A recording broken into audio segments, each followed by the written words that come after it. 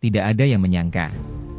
Di tengah persiapan menuju puncak karirnya bersama timnas Indonesia, Shin Tae-yong justru harus menelan pil pahit yang memutus segalanya. Pemecatan mendadak pada Januari 2025. Lebih mengejutkan lagi, kontraknya yang baru saja diperpanjang hingga 2027 ternyata tidak menjadi jaminan. Satu pagi yang dingin di Jakarta, kabar itu meledak seperti bom. Federasi resmi memutus kerjasama dengan pelatih asal Korea Selatan tersebut. Namun, di balik pengumuman resmi yang terdengar, demi kepentingan bersama, rumor dan bisikan belakang layar mulai menyebar. Ada yang mengatakan Shin kehilangan ruang kendali di ruang ganti. Ada pula yang menyebutkan metode komunikasinya yang keras, kaku, dan sulit diterima pemain muda Indonesia menjadi sumber friksi yang tak terselesaikan.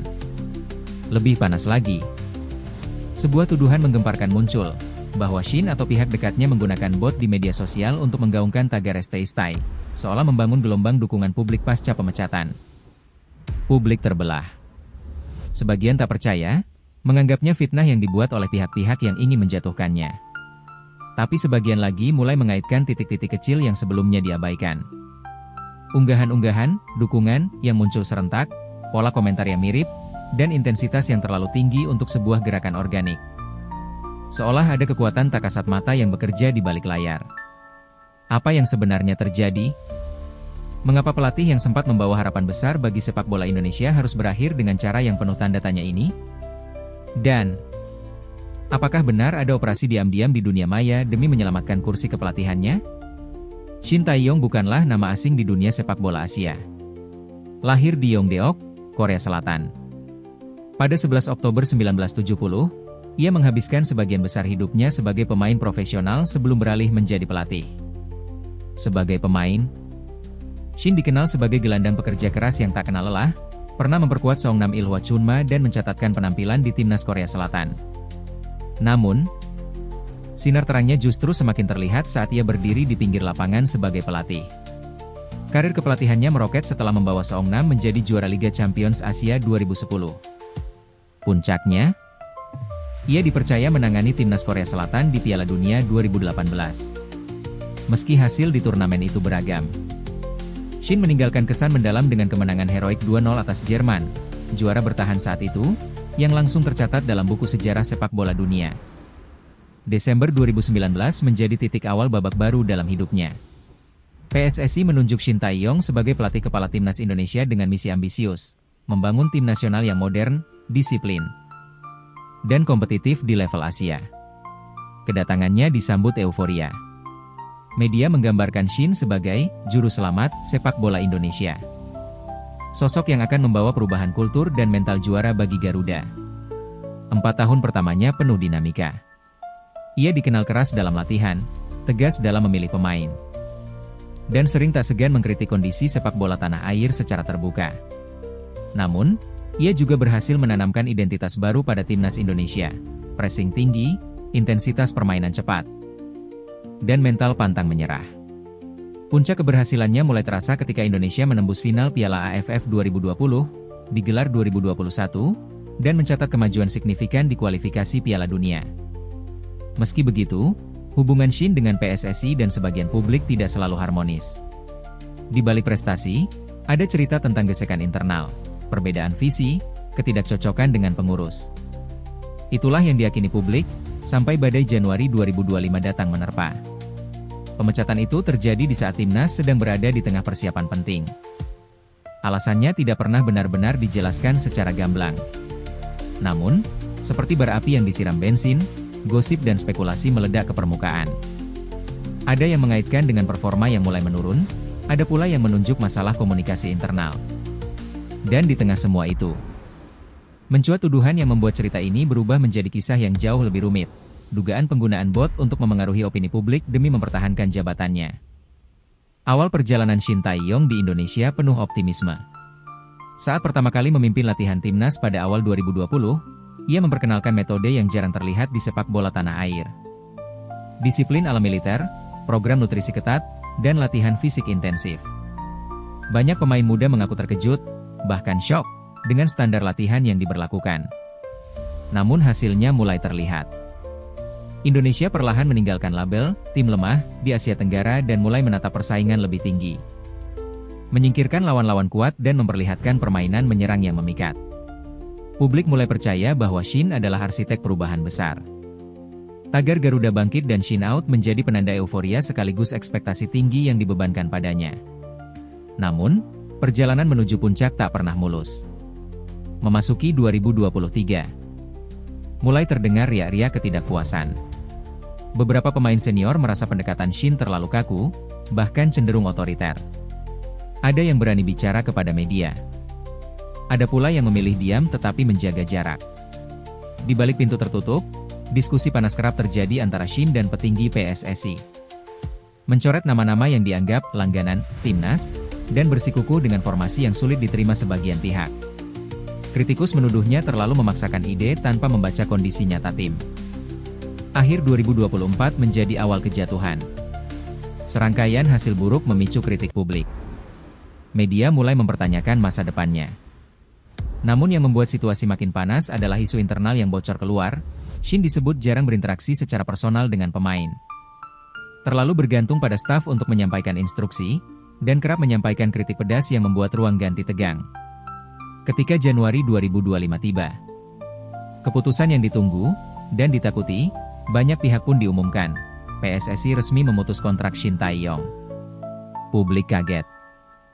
Bagaimana mungkin seorang pelatih yang baru saja memperpanjang kontrak hingga 2027 dilepas begitu saja? Tetapi drama tak berhenti di situ. Hanya beberapa hari setelah pemecatan, lini masa media sosial dipenuhi tagar "Stay Stay". Awalnya terlihat seperti gerakan organik dari para penggemar setia. Namun analisis para pegiat media sosial menemukan pola yang mencurigakan. Inilah yang membuat kisah pemecatan Shin berubah dari sekadar drama olahraga menjadi misteri politik sepak bola. Apakah ini sekadar upaya putus asa seorang pelatih mempertahankan kursinya? Atau ada kekuatan lain yang memanfaatkan situasi ini untuk mengaduk-aduk opini publik demi tujuan yang lebih besar? Pemecatan Shin Tae-yong pada Januari 2025 memang sudah cukup mengguncang. Namun, badai sesungguhnya justru datang setelahnya. Tagar "Stay Stay" yang membanjiri lini masa awalnya dianggap sebagai bentuk solidaritas penggemar. Foto-foto Shin memeluk pemain.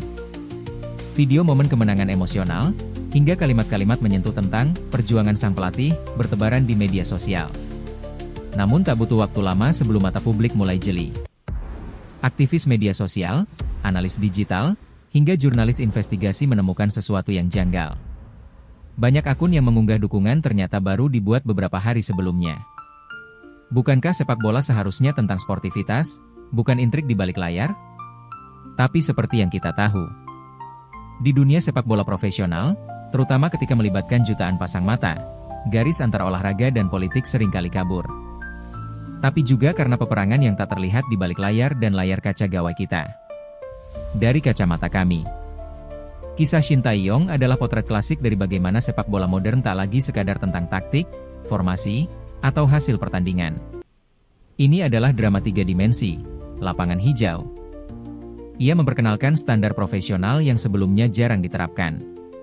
Disiplin latihan, perhatian pada nutrisi, hingga sistem pemantauan performa pemain menjadi kebiasaan baru. Ia juga berani memberikan kesempatan bagi talenta muda, bahkan ketika keputusan itu menuai kontroversi.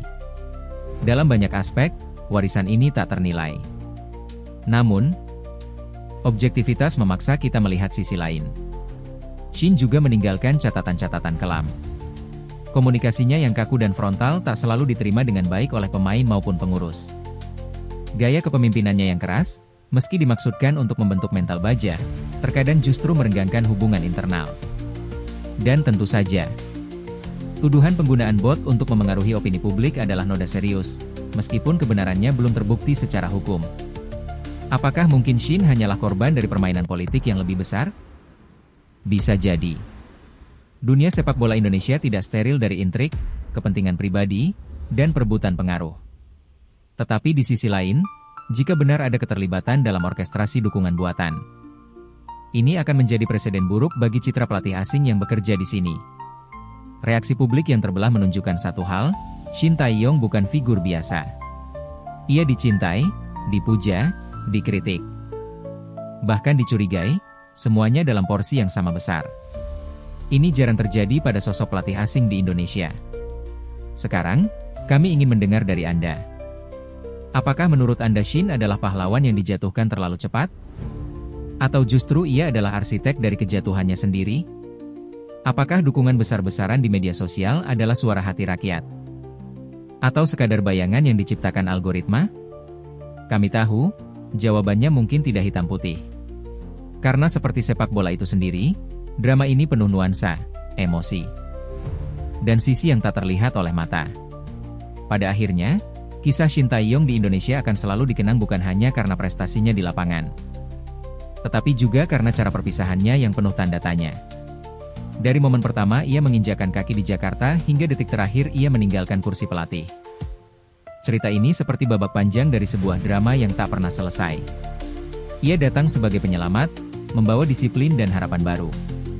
Ia membentuk tim yang berani, menantang raksasa-raksasa Asia Tenggara, dan membangkitkan kembali kebanggaan yang sempat memudar.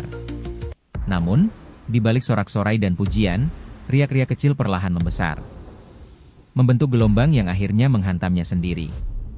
Kini, yang tersisa adalah pertanyaan-pertanyaan yang menggantung di udara. Apakah ia benar-benar menjadi korban dari permainan yang lebih besar? Atau, tanpa sadar, ia sendiri yang menulis bab terakhir yang pahit ini? Tidak ada yang tahu pasti. Yang jelas, ketika layar pertandingan meredup dan teriakan penonton memudar, jejak yang ia tinggalkan tetap terasa dalam ingatan para pemain, di hati pendukung setia, dan di lembar sejarah sepak bola Indonesia. Beberapa cerita memang tak pernah dimaksudkan untuk diketahui. Tapi sekarang, Anda tahu.